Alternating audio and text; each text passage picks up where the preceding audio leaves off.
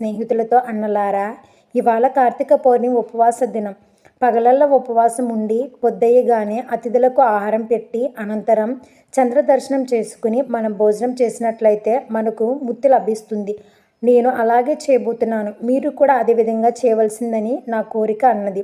కోతి, నక్క, మానుపిల్లి తలలు ఊపి తాము కూడా పగలల్లా ఉపవాసం ఉండి చంద్రోదయం కాగానే భోజనం చేస్తామని కుందేలుకు మాట ఇచ్చి తల ఒకదారిన బయలుదేరారు. ఉపవాసం ఉందామని నిశ్చయించుకున్న మరుక్షణం నుంచి కోతికి ఎక్కడ లేని ఆకలి వేస్తున్నట్లు తోచసాగింది.